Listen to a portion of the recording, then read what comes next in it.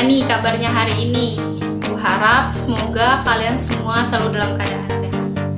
Bertemu lagi bersama Ibu. Baik, pada pertemuan kita pagi hari ini kita akan membahas tentang peran perumus Undang-Undang Dasar tahun 1945. Bagaimana? Langsung saja kita simak. Sebelum memulai pelajaran, marilah bersama-sama kita mengucapkan basmalah. Bismillahirrahmanirrahim. Materi kita yaitu tentang peran tokoh perumus Undang-Undang Dasar tahun 1945. Nah, yang mana yang pertama yaitu peran tokoh-tokoh perumus Undang-Undang Dasar 1945 tidak dapat dilepaskan dari sejarah Badan Penyelidik Usaha-Usaha Persiapan Kemerdekaan Indonesia atau BPUPKI. Nah, BPUPKI ini merumuskan Undang-Undang Dasar 1945 dalam sidang kedua yang terjadi pada tanggal 10 sampai 16 Juli 1945.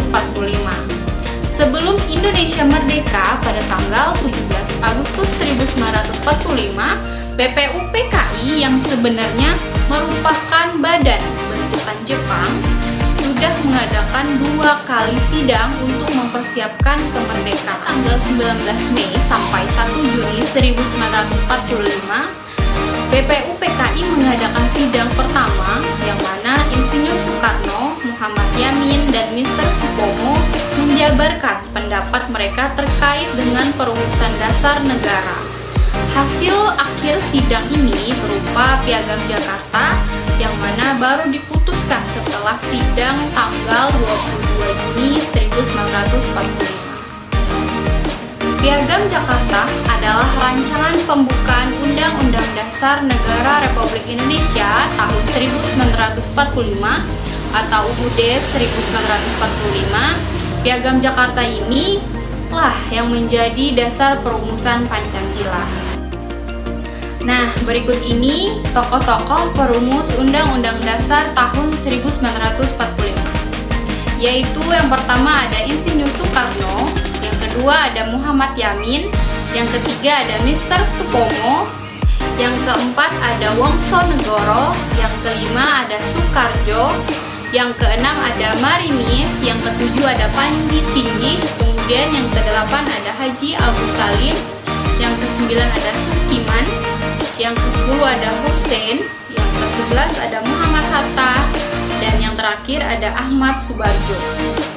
Tokoh pendiri negara Indonesia merupakan putra terbaik bangsa yang memiliki kemampuan dan visi ke depan untuk kebaikan bangsa Indonesia.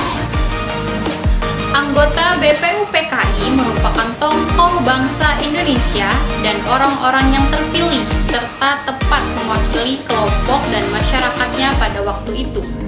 Anggota BPUPKI telah mewakili seluruh wilayah Indonesia, suku bangsa, golongan agama, dan pemikiran yang berkembang di masyarakat pada saat itu. Nah, kemudian 2 paham utama yang dimiliki pendiri negara dalam sidang BPUPKI. Yang pertama yaitu nasionalisme, yang kedua yaitu agama. Pendiri negara yang didasarkan pemikiran nasionalisme menginginkan negara Indonesia yang akan dibentuk merupakan negara nasionalis atau negara kebangsaan. Sedangkan negara agama menginginkan didasarkan pada salah satu agama. Berbagai perbedaan di antara anggota BPUPKI dapat diatasi dengan sikap dan perilaku pendiri negara yang mengutamakan kepentingan bangsa dan negara di atas kepentingan pribadi dan golongan. Demikian materi yang dapat Ibu sampaikan terkait dengan peran perumus Undang-Undang Dasar tahun 1945. Semoga materi yang Ibu sampaikan dapat bermanfaat dan dapat diaplikasikan dalam kehidupan kita sehari-hari. Tetap semangat, jaga kesehatan. Ibu akhiri. Wassalamualaikum warahmatullahi wabarakatuh. See you, bye-bye.